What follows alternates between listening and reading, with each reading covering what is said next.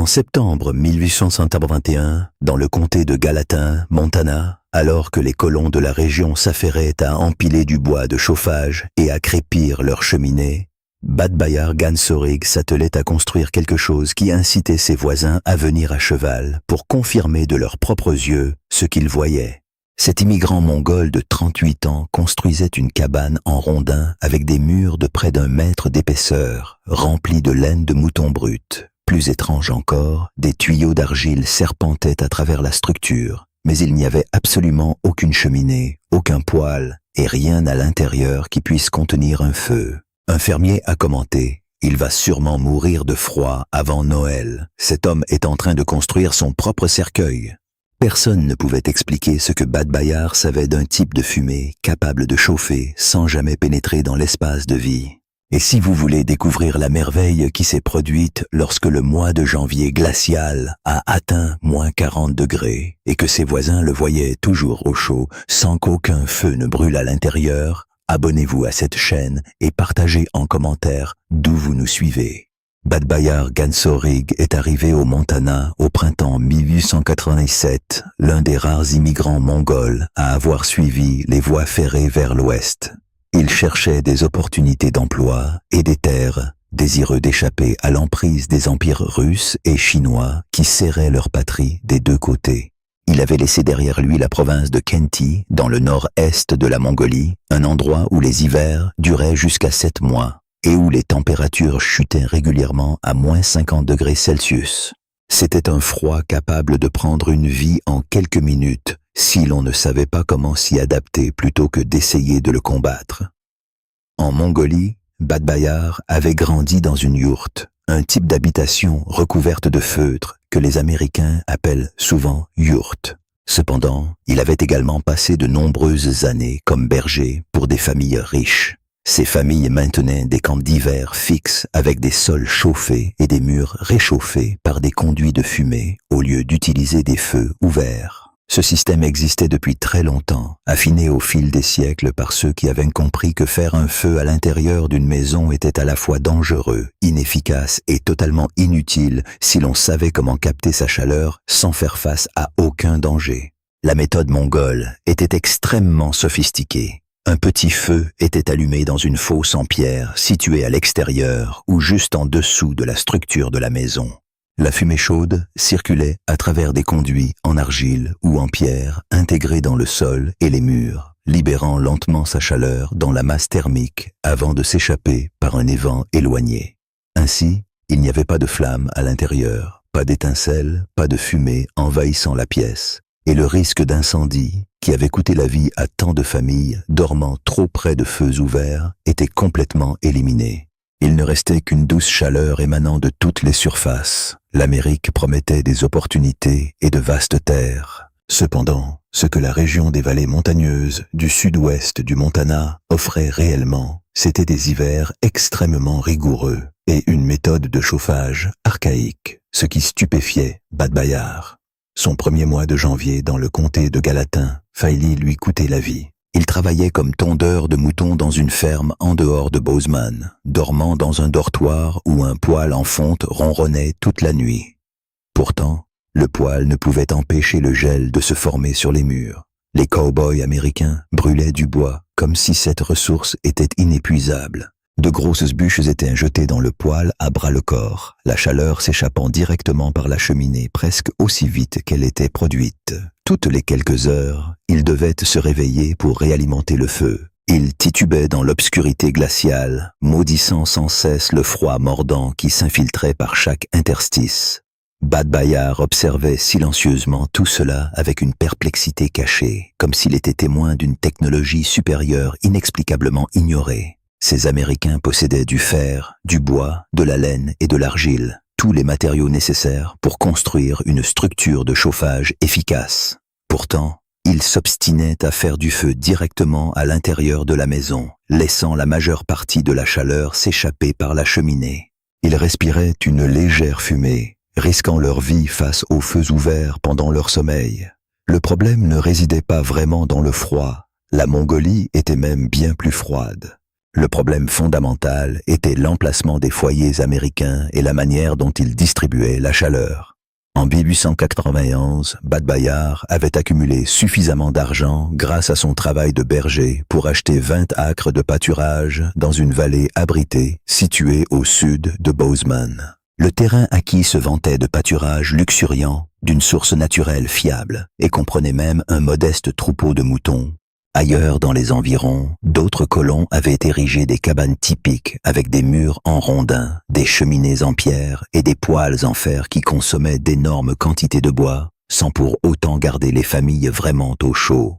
Bad Bear, cependant, avait l'intention de construire quelque chose d'entièrement nouveau, une structure que ses voisins n'avaient jamais rencontrée et qui les amènerait sans aucun doute à douter de son jugement, jusqu'à ce que l'arrivée de la première gelée sévère justifie son approche non conventionnelle. Thomas Hendricks, son plus proche voisin et éleveur de bétail, avait observé Bad Bear arpenter méticuleusement son terrain nouvellement acquis, utilisant des cordes de mesure et des mouvements de main particuliers, désignant non seulement l'emplacement futur de la cabane, mais aussi une zone distincte à 20 pieds de distance. En venant se présenter à cheval, Hendricks demanda « Prévoyez-vous une dépendance ?» Un foyer extérieur, répondit Bad Bayard, son anglais fortement accentué par les sons distincts des consonnes mongoles. Il expliqua, le foyer extérieur sert à la cuisine en plein air et au chauffage intérieur. La fumée, vous voyez, circule à travers les murs.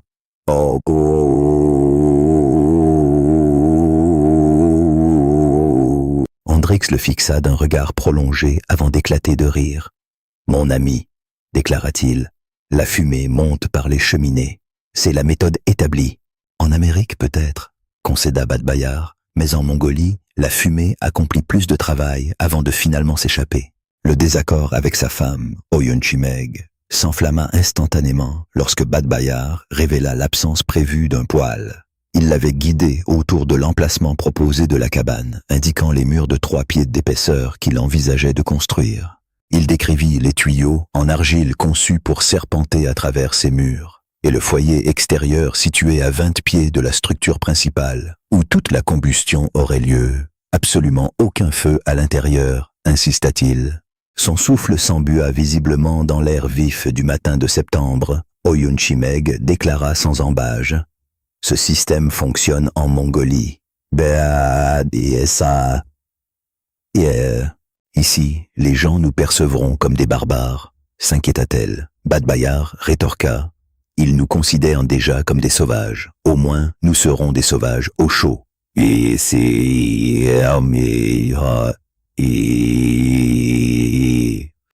les tuyaux se fissurent, ou si la fumée s'échappe, nous pourrions suffoquer dans notre sommeil, insista-t-elle. Il l'assura fermement. Les tuyaux ne se fissureront pas, je les construirai correctement. Il expliqua, je les construirai précisément comme mon grand-père l'a fait, de l'argile superposée sur du sable, séchée progressivement, puis scellée avec de la chaux.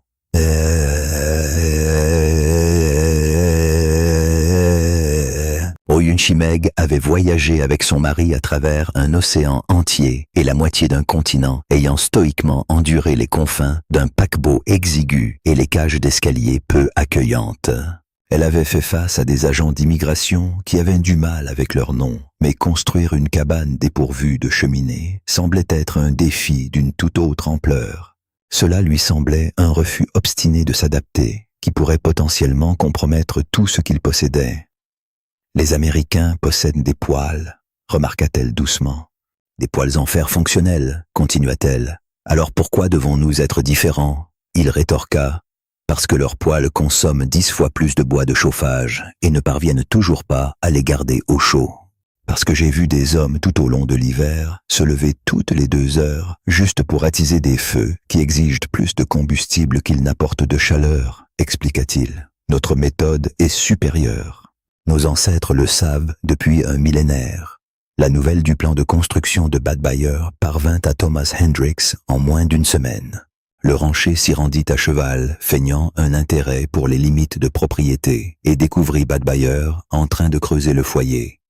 C'était une cavité revêtue de pierre, d'1 mètre de profondeur et d'1,20 m de large, située à 6 mètres de l'endroit où les murs de la cabane étaient en cours d'érection. « Gansorig !» s'écria Hendrix, descendant lourdement de cheval. « Les habitants de la ville parlent de votre cabane. Et...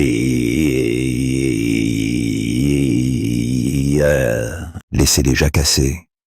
Ils prétendent que vous la construisez sans cheminée, sans poêle. Que vous comptez chauffer l'habitation à l'aide d'un réseau de tuyaux. C'est exact. Hendrix s'approcha, examinant le foyer et la tranchée qui s'en prolongeait vers l'emplacement de la cabane. J'exploite un ranch dans cette vallée depuis une 12aine d'années. J'ai vu des gens tenter des concepts ingénieux, des moulins à vent qui se brisaient, des systèmes d'irrigation qui gelaient complètement. Les méthodes nouvelles ne résistent tout simplement pas aux hivers du Montana, mon ami. Seules les techniques établies prévalent. Cette méthode particulière est en effet éprouvée. Elle a été validée pendant des siècles en Mongolie, un endroit où les hivers sont bien plus rigoureux que tout ce que cette vallée a connu. La Mongolie présente des circonstances distinctes. Tout est différent là-bas. Hendrix secoua lentement la tête. Vous comptez faire passer la fumée à travers vos murs et vous attendez à ce que cela réchauffe la structure? Que se passe-t-il lorsque ces conduits s'encrassent dessus? Quand ils se fracturent à cause de la chaleur intense, et quand votre femme se réveille, respirant de la fumée au lieu d'air frais, elle se réveillera en ayant chaud. C'est précisément ce qui se passera. 2 semaines plus tard, la confrontation eut lieu au magasin général de Bozeman. Bad Billet, venu se procurer des provisions comme de l'argile, de la chaux en poudre et de la laine en balles, découvrit un groupe de ranchers près du comptoir, discutant de son projet de construction. De Mongol construit une sorte de fumoir, et on dit que les murs sont remplis de laine, que des tuyaux sont acheminés partout et qu'un feu brûle dans un foyer extérieur. L'homme est soit dérangé, soit il a l'intention de se fumer comme un jambon. J'ai entendu dire qu'il n'avait absolument pas de cheminée. Où la fumée est-elle censée s'échapper? Apparemment, par une bouche d'aération de l'autre côté. D'abord, 6 mètres de tuyauterie à travers les murs. Ce n'est pas une habitation, c'est un piège mortel. Battier rassembla ses provisions. Ignorant la discussion en cours, il chargea sa charrette, régla sa note avec le propriétaire du magasin et rentra chez lui pendant l'après-midi automnal. Les Américains étaient libres de se moquer de lui. Ils pouvaient le traiter de fou. Alors que janvier arrivait, tandis que d'autres brûlaient inlassablement leurs piles de bois, il dormirait paisiblement au chaud, respirant un air frais et pur. Bien que son feu fût à 20 pieds de distance, ses murs rayonnaient de chaleur comme le soleil d'été. Les idées de Bad Bayar Gansorig, issues de millénaires de traditions de construction mongole, seraient plus tard précisément quantifiées par les ingénieurs thermiques modernes. Néanmoins, les principes qu'il utilisait avaient été affinés pendant plus de 1000 ans par des peuples habitant certaines des régions les plus froides de la Terre, qui ne pouvaient se permettre de gaspiller le moindre BTU de chaleur. L'idée maîtresse était remarquablement simple. Les cheminées et poêles conventionnels sont étonnamment inefficaces. Lorsque le bois brûle dans un foyer ouvert ou un poêle en fonte, il génère de la chaleur à des températures dépassant 1000 degrés Fahrenheit. Cette précieuse chaleur commence immédiatement à s'échapper par la cheminée et à travers les parois du poêle, rayonnant dans toutes les directions. Un poêle de frontière typique ne captait qu'une maigre 30 à 40% de la chaleur générée. Le reste montait directement par le conduit, réchauffant inutilement le ciel, tandis que les familles grelottaient de froid. Le système de Bad Bayar inversait ingénieusement ce gaspillage. Plutôt que de permettre aux gaz de combustion chauds de s'échapper immédiatement, il les obligeait astucieusement à parcourir 200 pieds de tuyaux en argile avant leur sortie finale. À chaque pied de ce parcours, la fumée transférait continuellement de la chaleur dans les parois du tuyau. L'argile absorbait efficacement cette chaleur, la conduisait vers l'extérieur, puis la libérait dans la masse thermique environnante, les murs épais, remplis de laine, enveloppant toute la structure, créant un système parfait de rétention de chaleur. Les chiffres éloquents racontaient une histoire convaincante. La fumée chaude entrant dans le système de tuyaux à 600 degrés en sortirait à seulement environ 150 degrés après avoir traversé tout le parcours en serpentin. Cette chute de température étonnante de 450 degrés représentait une précieuse énergie thermique qui aurait autrement été inutilement perdue par une cheminée conventionnelle. Au lieu de cela, toute cette précieuse énergie thermique était stockée en toute sécurité dans les murs de la cabane. L'argile s'est avérée être le matériau parfait à cet effet grâce à sa conductivité thermique modérée, suffisamment élevée pour absorber rapidement la chaleur de la fumée qui passe, mais suffisamment basse pour la libérer progressivement dans l'environnement sur de nombreuses heures, assurant une chaleur soutenue. Une paroi de tuyau en argile de 2 pouces d'épaisseur pouvait absorber efficacement la chaleur pendant 3 heures de combustion continue, puis libérer progressivement de la chaleur pendant 8 à 10 heures par la suite. Ces murs devenaient effectivement d'énormes batteries thermiques, se chargeant à mesure que le feu flambait et déchargeant régulièrement de la chaleur tout au long de la nuit froide, procurant une chaleur soutenue. L'isolation en laine jouait un rôle distinct mais immensément crucial. La laine de mouton affiche une valeur R impressionnante d'environ 3,5 par poucée, un chiffre comparable à l'isolation moderne en fibre de verre. Les murs de Bad Bayard, épais de 3 pieds, créaient une barrière isolante supérieure, densément remplie de laine brute autour des tuyaux en argile, avec une valeur R approximative allant de R40 à R50. Pour illustrer le contraste frappant, la plupart des cabanes de frontières possédaient généralement des valeurs R effectives de seulement 3 à 5. La laine jouait un rôle essentiel, garantissant que la précieuse chaleur capturée par les tuyaux en argile restait solidement à l'intérieur de la structure, l'empêchant de se dissiper dans l'air rigoureux et glacial du Montana. Cette combinaison créait un effet parfaitement synergique.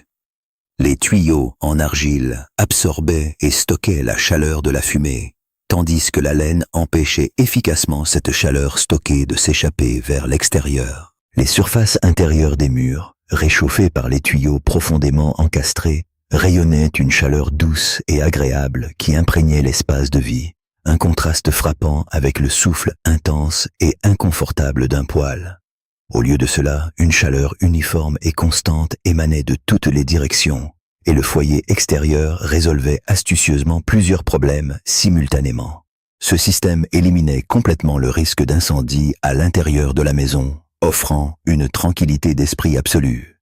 Plus d'étincelles, plus de flammes dangereuses près des occupants endormis. Cela signifiait également la suppression de la menace des tragiques incendies de cabanes, qui avaient coûté la vie à d'innombrables familles de la frontière. Ce système éliminait complètement la fumée de l'espace de vie, fournissant de l'air frais, plus de suie collée au plafond, pas d'irritation respiratoire, n'ayant pas besoin d'évacuer les gaz de combustion à travers la pièce. Cela permettait des feux beaucoup plus grands et plus chauds qu'ils ne seraient sûrs à l'intérieur, générant ainsi une quantité de chaleur plus abondante pour charger de manière optimale la masse thermique. Le parcours de la fumée était méticuleusement et minutieusement conçu. Bad Bayard a construit les tuyaux selon un motif serpentin complexe, les faisant serpenter de haut en bas à travers les murs pour maximiser le contact avec la masse thermique, assurant la plus haute efficacité de transfert de chaleur. Les vents de sortie, stratégiquement positionnés au point le plus élevé du système, exploitaient astucieusement la flottabilité naturelle de l'air chaud pour aspirer la fumée à travers tout le réseau complexe. Tant qu'une différence de température distincte existait entre le foyer chaud et les vents de sortie plus frais, la fumée s'écoulerait automatiquement et en douceur sans aucune assistance mécanique, démontrant l'élégance de la conception. Alors que ses voisins considéraient le feu comme quelque chose autour duquel se blottir, le nourrissant constamment et luttant pour le maintenir en vie, Bad Bayard avait une perspective complètement différente. Il percevait le feu comme une source de chaleur puissante qui devait être exploitée intelligemment et le plus efficacement possible. C'est son énergie, astucieusement capturée dans l'argile et la laine, puis libérant progressivement une chaleur soutenue tout au long des nuits les plus froides. La construction de la structure a commencé fin mai 1891, dès que le sol avait suffisamment dégelé pour que les travaux puissent se dérouler sans encombre. Bad Bayar a consacré tout l'hiver à préparer méticuleusement les matériaux, extraire de l'argile d'un gisement près de la rivière, laver et carder la laine brute de son petit troupeau et simultanément collecter du sable et de la chaux pour le mortier.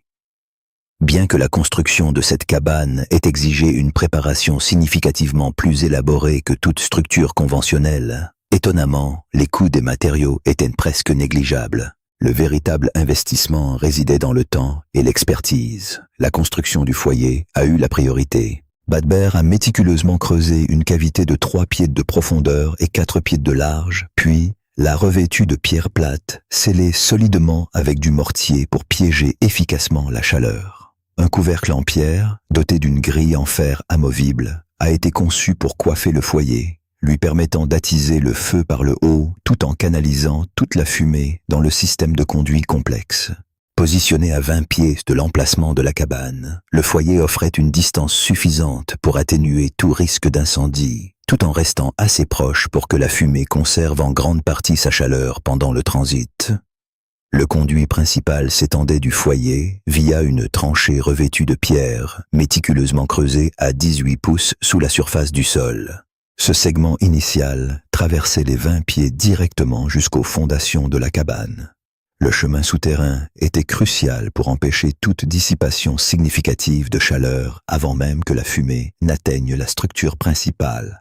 La tranchée, méticuleusement revêtue de pierres plates et scellée avec du mortier d'argile, formait un conduit dégagé conçu pour empêcher l'accumulation de suie ou l'obstruction du flux d'air.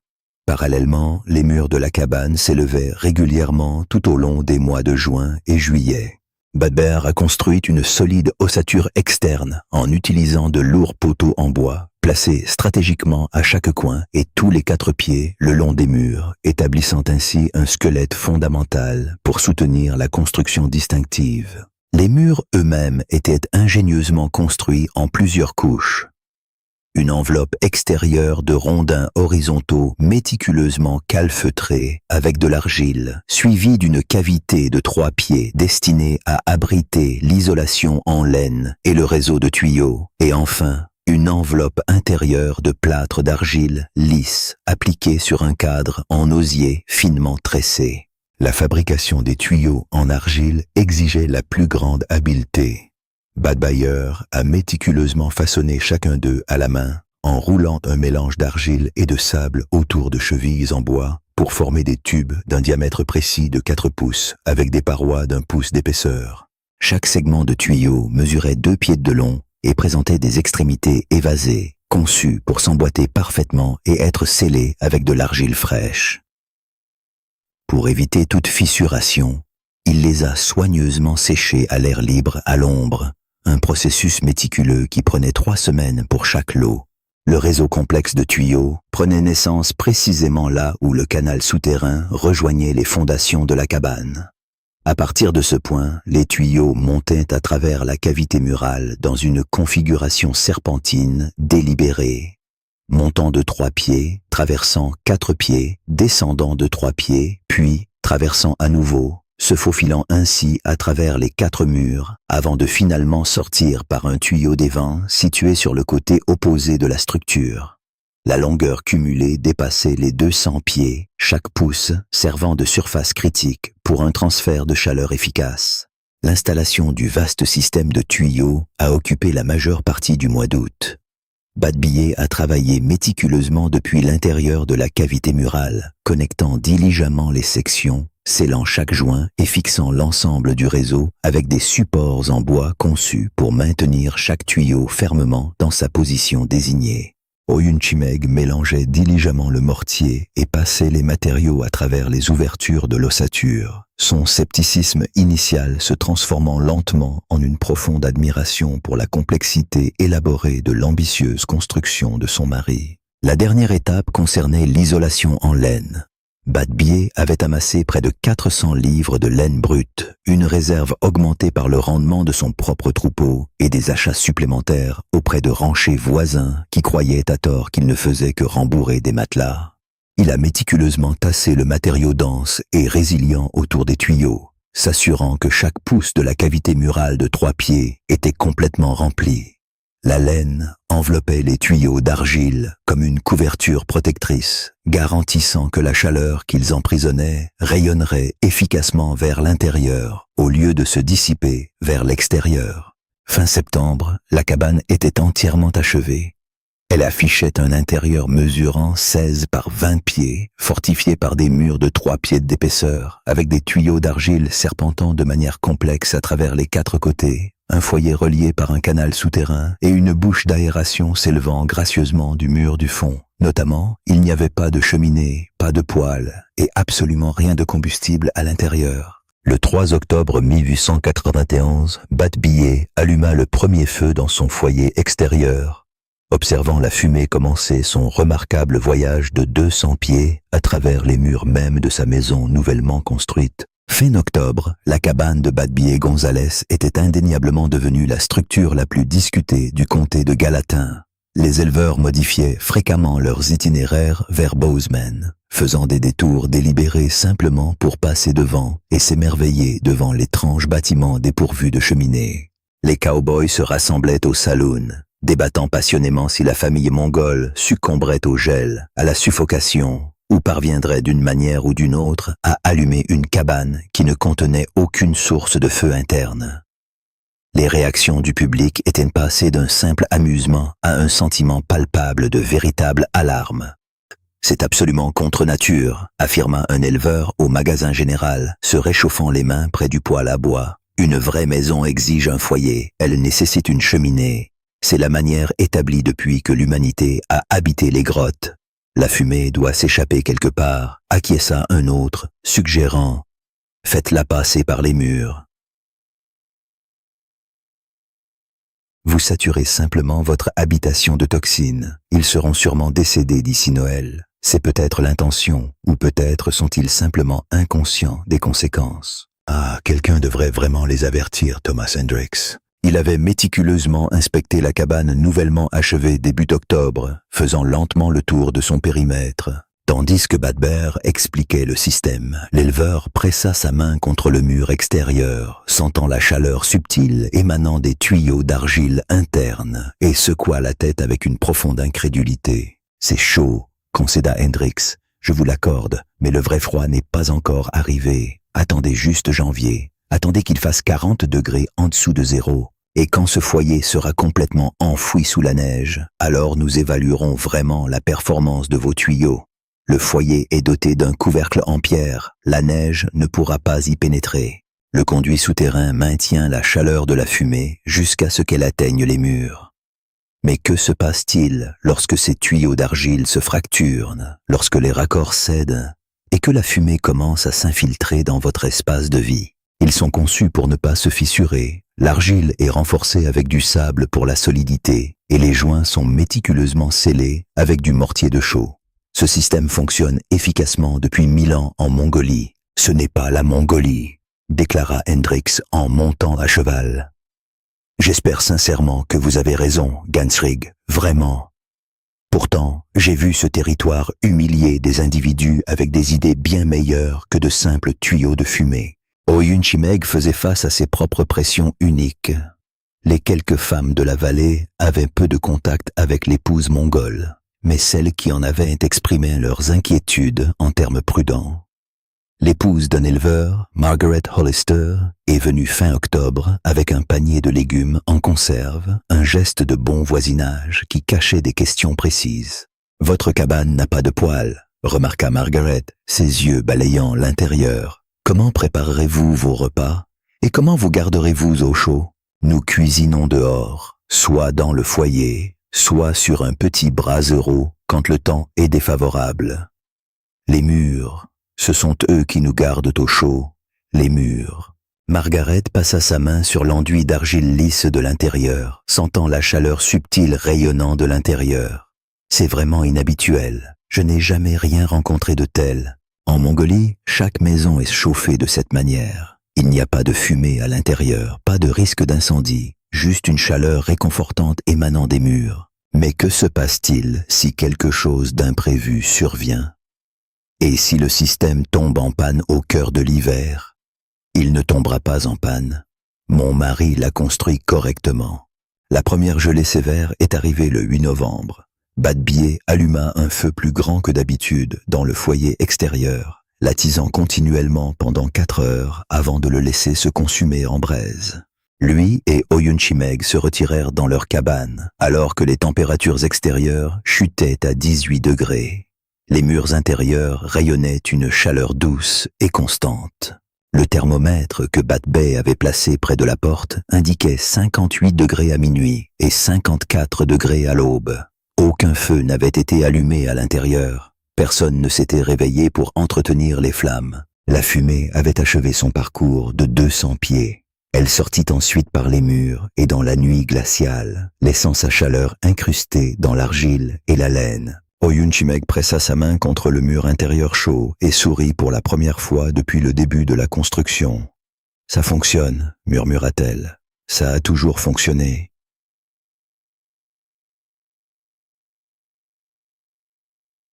Badbayar répondit. Les Américains n'ont tout simplement jamais compris. Janvier 1899 marqua le début d'une brutalité que même les vieux de la vieille peinaient à se rappeler. Le 14 janvier, un front arctique venu du Canada a balayé la région, faisant chuter les températures de 20 degrés doux à un glacial -18. À l'aube du 15 janvier, le mercure avait encore chuté à un effrayant -31.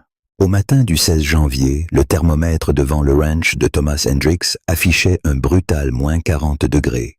C'était la température la plus basse que le comté de Gallatin avait connue depuis plus de 10 ans. Pour ajouter à la misère, de puissantes rafales atteignant 40 km par heure ont poussé les ressentis éoliens à des niveaux absolument incompatibles avec la survie. La peau non protégée succombait aux engelures en moins de 60 secondes. Le bétail incapable de trouver refuge périssait sur place. Au lieu de tomber doucement, la neige semblait attaquer, soufflant horizontalement à travers la vallée et balayant sans entrave tout le comté. Ainsi commença une lutte désespérée pour l'existence. Andrew Thomas Hendricks a rapidement épuisé sa pile de bois méticuleusement rangée. Ses ouvriers agricoles travaillaient sans relâche par roulement, transportant continuellement du combustible de la grange pour maintenir le poêle du dortoir allumé jour et nuit. Malgré le poêle en fonte rayonnant une chaleur intense, du givre se formait toujours sur les murs intérieurs. Les hommes dormaient entièrement vêtus, se levant toutes les 90 minutes pour réapprovisionner le bois, naviguant dans l'obscurité glaciale dans un cycle épuisant qui les laissait complètement exténués. À seulement 5 kilomètres au nord, la famille Morrison endurait une situation encore plus désastreuse. Leur cheminée a développé une fissure critique le deuxième soir. Le contraste de température extrême entre l'enfer ardent à l'intérieur et le froid mortel à l'extérieur a fait fracturer le mortier entre les pierres. La fumée s'est alors répandue dans la cabane jusqu'à ce qu'ils réussissent à boucher l'ouverture avec des chiffons. Même après leur réparation de fortune, le tirage de la cheminée était compromis. Ils consommaient le double de bois de chauffage pour obtenir seulement la moitié de la chaleur, contraints de se rassembler dans une seule pièce, tandis que la glace se solidifiait sur les murs du reste de la maison. Le 17 janvier, Elias Crawford, un colon solitaire, a épuisé sa réserve de bois de chauffage. Il a eu recours à brûler ses meubles, puis ses planchers, avant de tenter d'atteindre le ranch d'un voisin à pied. Le lendemain matin, il a été découvert, gelé, raide, à seulement 180 mètres de sa porte, ayant été aveuglé par le blizzard et incapable de retrouver sa cabane.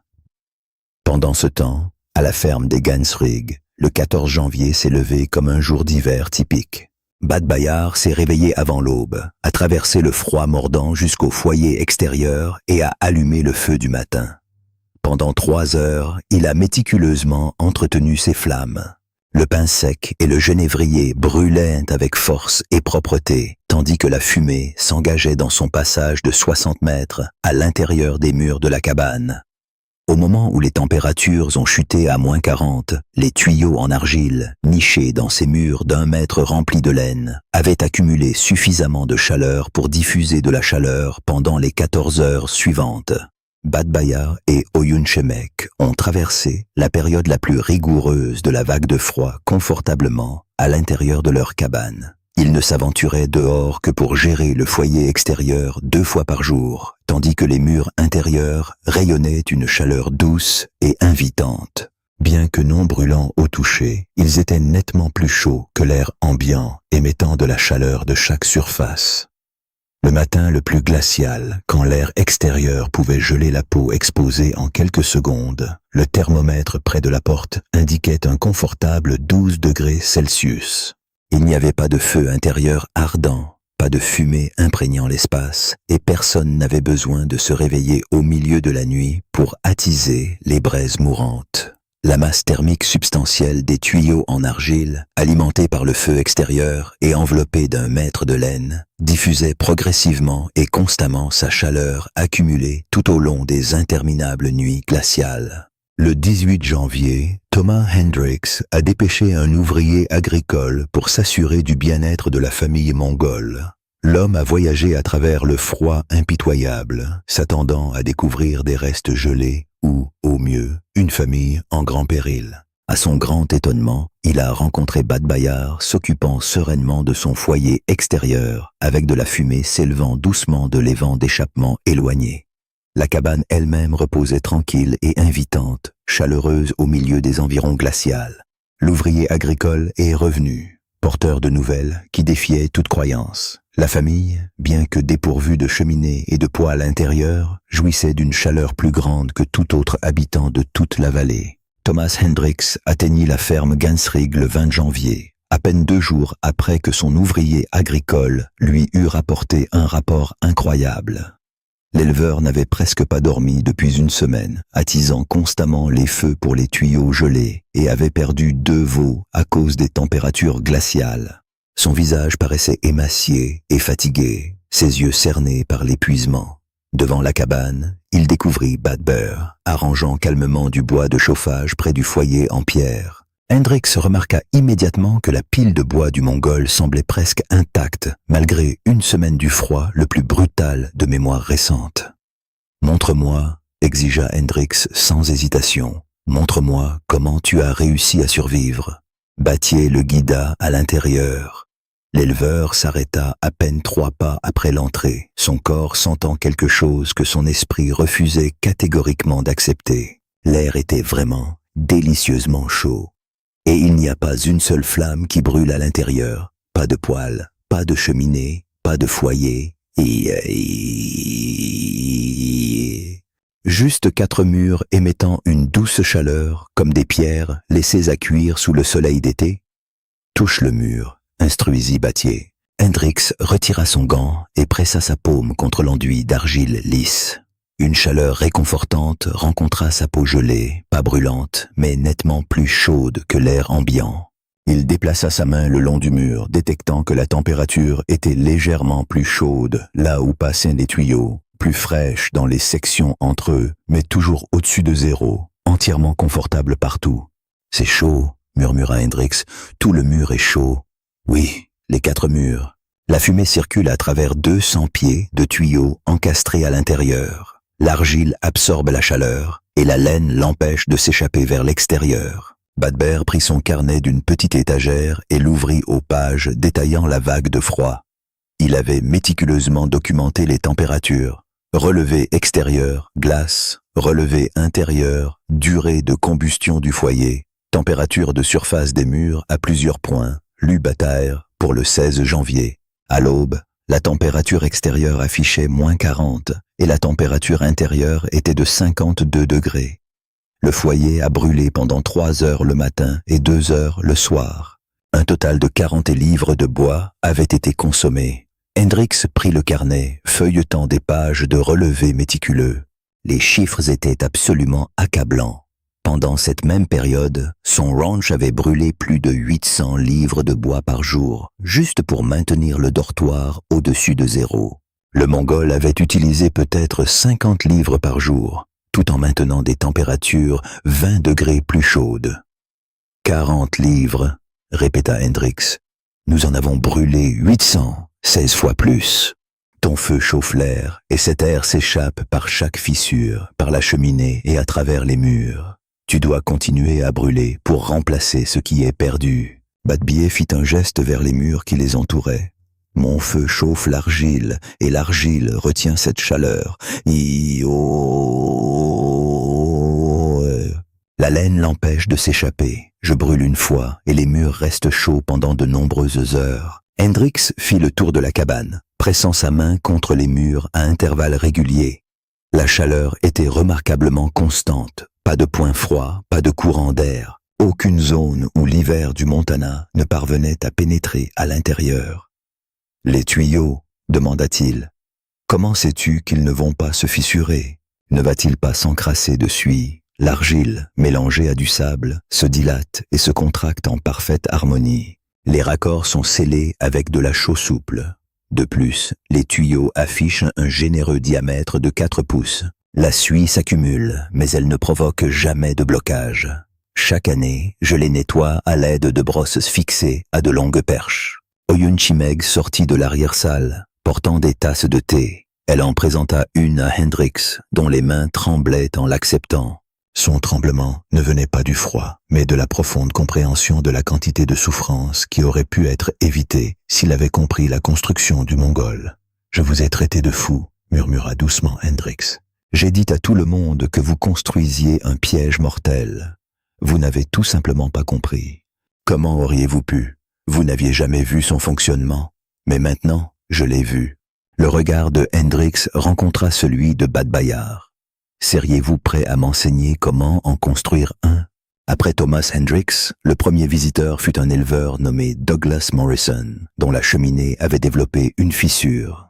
Il arriva le 22 janvier, sa femme et ses 3 enfants entassés dans un chariot. Ils cherchaient refuge, loin d'une cabane devenue dangereuse à chauffer. « Hendrix nous a parlé de vos murs », déclara Morrison, debout dans l'embrasure de la porte gansorique, son chapeau à la main. « Il a dit que vous restiez au chaud, même sans feu à l'intérieur. Nous n'avons pas eu une nuit de sommeil décente depuis 5 jours. Les enfants souffrent de tout dû à la fumée. » Badbayar leur souhaita la bienvenue, sans aucune hésitation.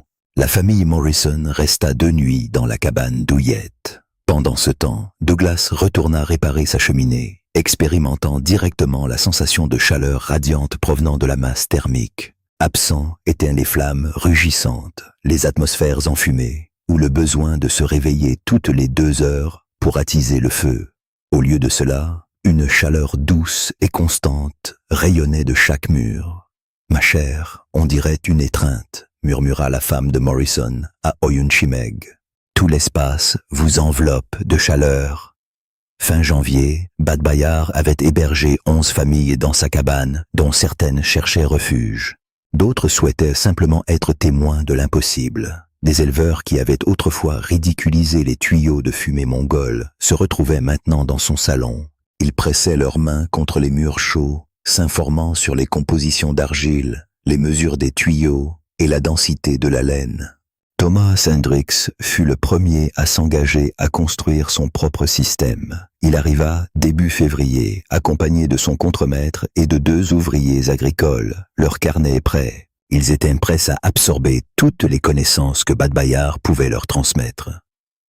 Le foyer est la première étape, précisa Badbayar, les guidant à travers le processus de construction.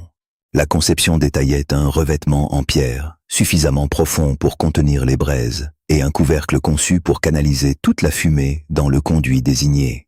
La glace était placée à 20 pieds de la structure, une distance sûre mais suffisamment proche pour conserver la chaleur. Il a consacré 3 jours à leur enseigner la fabrication de tuyaux en argile.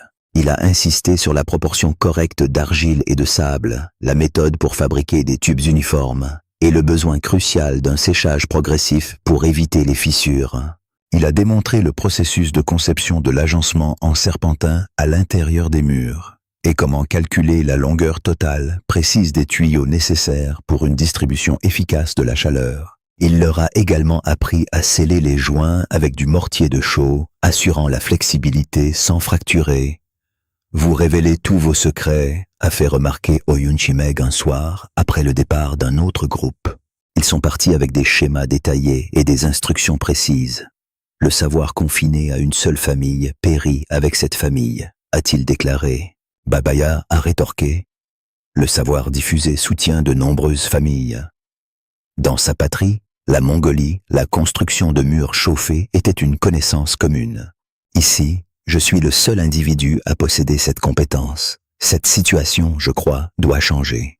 En avril, le premier nouveau système a commencé à être installé au Ranch Hendricks. Badbayar a personnellement supervisé les travaux, inspectant méticuleusement chaque joint de tuyau. Il a également testé chaque segment de canal pour assurer une circulation d'air adéquate. Ce système particulier était plus compact que le sien, destiné à un seul dortoir plutôt qu'à une résidence familiale. Néanmoins, il adhérait au même principe. En juin, 3 systèmes supplémentaires étaient en cours d'installation dans toute la vallée. Frédéric Baumann, un immigrant allemand, a modifié la conception pour sa grange laitière, réchauffant avec succès ses vaches pendant l'hiver suivant grâce à un système qui consommait seulement la moitié du combustible de ses voisins. Sarah Crane, une veuve, a employé des ouvriers pour améliorer sa cabane existante, installant des tuyaux à l'intérieur de nouveaux murs intérieurs. Cette conversion a transformé sa demeure glaciale en un havre chaleureux et rayonnant. En août, le journal de Bozeman a publié un article détaillant la technique de chauffage radiant mongol. Des demandes ont afflué de tous les coins du Montana, de l'Idaho et du Wyoming. Celles-ci provenaient de colons aspirant à un soulagement de la coupe de bois incessante et de l'alimentation des feux qui dominaient leurs hivers. Badbayar a répondu avec diligence à chaque correspondance. Il a méticuleusement esquissé des diagrammes, élucidé les principes sous-jacents et décrit la séquence de construction avec des détails précis, le tout sans exiger de frais. Il a constamment refusé toute rémunération, même lorsqu'elle était insistée. En Mongolie, a-t-il expliqué, cette connaissance est un bien commun. Il a fait savoir à Hendricks qu'elle devrait être accessible à tous dans cette région également. Le froid ne fait pas de favoritisme. La chaleur devrait être tout aussi universelle, a-t-il déclaré. Badbayar Gansorig a résidé 36 années supplémentaires dans cette vallée du comté de Gallatin. Il est décédé en 1927, entouré de ses enfants et petits-enfants, qui tous avaient connu une maison où la chaleur émanait directement des murs et non d'un feu ouvert. Sa cabane d'origine est restée debout jusqu'en 1954, date à laquelle son petit-fils l'a finalement démontée pour construire une maison contemporaine dotée d'un chauffage électrique. Remarquablement, les tuyaux en argile à l'intérieur étaient parfaitement conservés après 63 ans, ne présentant ni fissures ni dysfonctionnement. Le même système de chauffage qui avait réussi à protéger la famille de l'hiver rigoureux de 1892 continuait de fonctionner parfaitement. En effet, l'hiver de 1892 était la référence ultime à laquelle chaque hiver suivant du Montana était invariablement mesuré. Les habitants expérimentés posaient fréquemment la question « Est-ce vraiment aussi rigoureux que 92 ?» La réponse, presque sans exception, était non. Pourtant, même des hivers plus doux se sont avérés mortels pour le bétail et ont complètement épuisé les familles qui luttaient contre le froid avec des poêles et des cheminées conventionnelles. Chaque matin glacial servait de rappel poignant de la possibilité révolutionnaire que Badbayar avait si clairement démontrée. En l'an 1900, les systèmes de chauffage à tuyaux de fumée radiant avaient étendu leur portée avec succès, dépassant le comté de Gallatin pour atteindre les comtés adjacents de Madison, Park et Broadwater. Parallèlement, les revues agricoles commençaient à publier des articles détaillés sur cette méthode mongole innovante de chauffage par masse thermique. En 1905, l'extension agricole de l'État du Montana a invité Badbayar à prendre la parole lors de sa conférence annuelle. Les migrants, autrefois raillés pour ces constructions sans cheminée, captaient désormais l'attention de 300 éleveurs, tous désireux d'acquérir des connaissances qui pourraient fondamentalement changer leurs hivers rigoureux. Le feu lui-même n'est pas la chaleur, leur expliqua Badbayar par l'intermédiaire d'un interprète. Au lieu de cela, le feu n'est qu'une source d'où provient la chaleur. Le choix crucial, souligna-t-il, est de savoir si vous exploitez efficacement cette chaleur ou si vous la laissez simplement se dissiper. Un poêle conventionnel, par exemple, n'en capte que 30%, la majeure partie s'échappant inutilement par la cheminée. Inversement, mes murs captent un remarquable 90% et retiennent cette chaleur pendant de nombreuses heures, a-t-il déclaré. Le feu fonctionne plus efficacement, permettant à la famille de se détendre plus facilement. Thomas Hendricks n'est jamais revenu aux méthodes de chauffage conventionnelles. Son ranch est rapidement devenu une démonstration exemplaire du système radiant, chaque bâtiment étant finalement converti pour intégrer des murs à tuyaux de fumée. Ses fils, suivant son exemple, ont construit leur propre ferme, s'appuyant littéralement sur la méthode mongole comme fondation de leur chauffage. La famille Hendricks résiderait dans le comté de Gallatin pendant 4 générations successives, chacune profitant d'une chaleur confortable tout au long des hivers du Montana, tout en consommant seulement une fraction du combustible de leurs voisins. Le principe fondamental maîtrisé par Bad Bayar, utiliser la masse thermique pour capter, stocker et libérer progressivement la chaleur des gaz de combustion, est désormais largement mis en œuvre dans les poêles de masse du monde entier. Les conceptions modernes intègrent des foyers précisément conçus et méticuleusement calculés. Des conduits de fumée. Pourtant, l'idée fondamentale perdure. S'assurer que la fumée remplit sa fonction de chauffage avant de pouvoir s'échapper. Parmi les exemples notables figurent l'ondol coréen, le pechka russe et la cheminée finlandaise contre-flot. Ce sont toutes des variations distinctes issues de la même sagesse ancienne que Bad Bayar a introduite au Montana depuis les vastes steppes de Mongolie. Ce que Bad Bayar, ainsi que des générations de bergers et de bâtisseurs mongols, avaient intrinsèquement compris, c'est que s'attaquer au gaspillage inhérent du feu était une stratégie bien plus efficace que d'affronter directement le froid. Alors que ses voisins combattaient l'hiver en faisant des feux toujours plus grands, en consommant d'énormes quantités de bois et en endurant un labeur constant, Bad Bayar s'attaquait stratégiquement à l'inefficacité avec la masse thermique et l'isolation, capturant habilement la chaleur que d'autres laissaient simplement s'échapper. Il ne consommait pas plus de combustible. Au lieu de cela, il minimisait simplement le gaspillage. Cette leçon profonde s'étend bien au-delà des simples systèmes de chauffage, illustrant que si chaque problème présente des solutions de force brute qui épuisent inévitablement ceux qui les tentent, il existe aussi des solutions élégantes qui fonctionnent de manière bien plus intelligente en comprenant profondément la physique sous-jacente. Les voisins de Bad Bayar, en revanche, considéraient la fumée comme rien de plus qu'un déchet à expulser. Bad Bayar, à l'inverse, percevait la fumée comme un puissant vecteur de chaleur, à exploiter pleinement jusqu'à ce que chaque BTU ait été extrait. Oyun Chimeg, sa compagne, a finalement survécu à Bad Bayar de 7 ans. Elle a passé ses derniers hivers dans la cabane qu'ils avaient construite ensemble, enveloppée de la chaleur des murs qui avaient constamment rayonné pendant près de 4 décennies. Après son décès, sa fille a découvert une note poignante soigneusement glissée dans le livre de prière bouddhiste de la famille. Dans l'écriture mongole méticuleuse d'Oyun Chimeg, la note déclarait « Il affirmait que les murs retiendraient la chaleur. Moi, en revanche, je croyais qu'il construisait simplement une tombe. »